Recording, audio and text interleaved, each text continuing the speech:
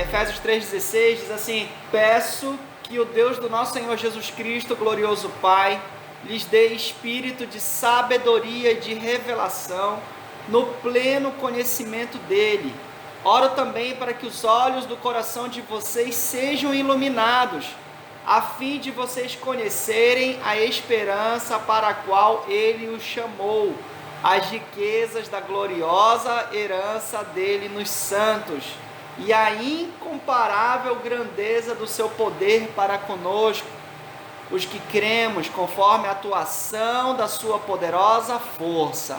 Deus está nos preparando para uma nova onda. Nós sabemos que Deus está aproveitando esse momento para sacudir as estruturas da nação e sacudir também a sua igreja, para que ela corresponda a um chamado, para que ela ponha em prática aquilo que aprendeu. Diariamente as informações que a gente recebe, nós somos muito mais estimulados ao medo do que estimulados à fé. Então Deus está preparando esse momento para sacudir, mas também Deus está agindo de uma forma poderosa, querido. Então Deus está mostrando que Ele é o único abrigo seguro para as nossas vidas no momento de calamidade. Ele é o nosso abrigo seguro, Ele é o nosso refúgio, nosso socorro bem presente, aquele que alivia a nossa alma, aquele que nos faz respirar fundo, nos dá plenitude de vida. Então Ele está nos preparando para um novo momento, amém? Ele está preparando a igreja para um novo momento. O primeiro ponto que diz aqui essa passagem, é o estudo de hoje: como nós vamos nos preparar para esse novo momento? Como nós vamos nos preparar para essa nova onda? Então a primeira coisa que nós precisamos é ter mais intimidade com Deus. Saulo, o perseguidor, ele foi um fariseu muito devoto. Ele aprendeu aos pés de Gamaliel, um estudioso daquela época, aprendeu acerca de Deus e todas as leis de Moisés, aprendeu muitos princípios, ele aprendeu muita letra, muita coisa, muito conhecimento ele tinha. Mas um dia, surpreendido por Jesus naquele caminho, e querido, a vida dele nunca mais foi a mesma. Ele entendeu, querido, que tudo que ele tinha não passava de letra e de informação, mas que Jesus, ele era uma chave que decodificava tudo aquilo, e tudo aquilo que ele leu no Antigo Testamento, e tudo aquilo que ele lia em Salmos, ele viu, meu Deus, está em Jesus a resposta, ele é a chave de tudo isso. Então, sabe, querido, então uma coisa é nós sermos detentores da informação, e outra coisa é nós sermos iluminados. Então isso é para as nossas vidas, maior intimidade com Deus. Precisamos mergulhar na sua palavra, sabe?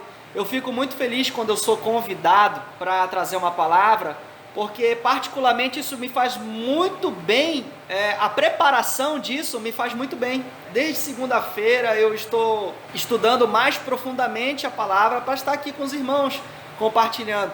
E eu quero dizer que isso é mais gostoso do que açaí com tapioca, meu irmão. É mais gostoso. Isso é um alimento incomparável para a alma. Eu vou para o trabalho, né? Comprei o meu turno lá, muito mais turbinado, muito mais cheio de esperança, porque a palavra de Deus me alimentou.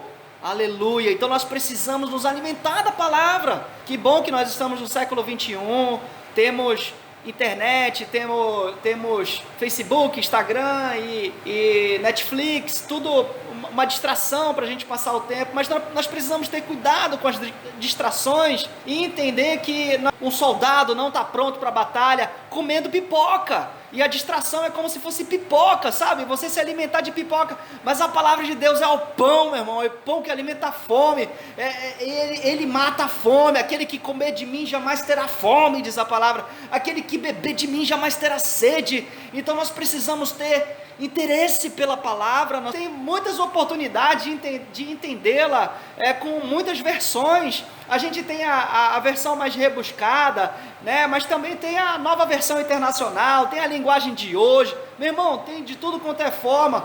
Precisamos ter interesse por isso, porque ao ler a Bíblia, ao ler a palavra, as nossas convicções são alimentadas. Nós precisamos nos aproximar em intimidade através da palavra de Deus, amém? Então ele usa aqui um exemplo dos discípulos no caminho de Emaús, e Jesus se aproximou deles e eles não enxergaram Jesus. E sabe por que eles não enxergaram? Porque eles não estavam plenamente convictos da palavra. Até que certo momento Jesus aborda eles e fala: quando é que vocês vão entender que a palavra tinha que se cumprir, que era necessário a crucificação para que houvesse a ressurreição, entendeu? Então ele explicou a palavra, e aí depois aqueles discípulos: fica mais um pouco com a gente, porque o coração deles estava queimando pela palavra, querido. Nós precisamos nos deliciar pela palavra de Deus, e dizer: Senhor, queima meu coração com essa verdade, sabe, querido? Não apenas ler, mas estudar como se fosse explicar para alguém. É um trabalho de dissertação, é um trabalho de você colocar um versículo e anotar embaixo do que você está entendendo. Daqui a pouco você vê uma predisposição sua para anotar 3 linhas, mas daqui a pouco o Senhor está te abençoando com um parágrafo, 2 parágrafos, 3 parágrafos, daqui a pouco você tem uma pregação inteira, meu irmão.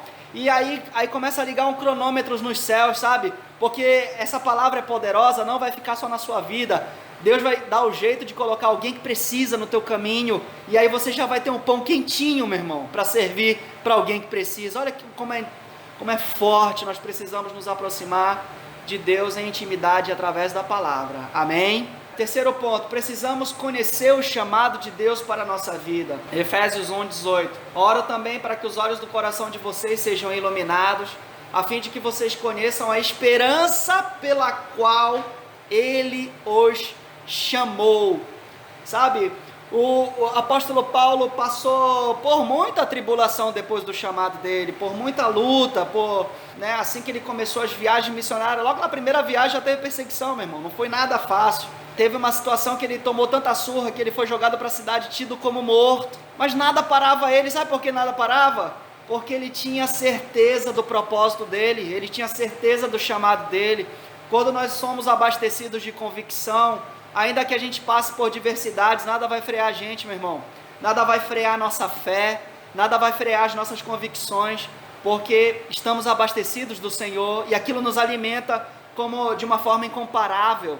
Nada nessa terra se compara, nenhum prazer, nenhum outro lugar se compara do que a presença de Deus, do que se deliciar daquilo que Ele compartilha conosco. Então, nada freava Paulo, nem as correntes, nem as prisões, nem o calabouço, nem as tempestades.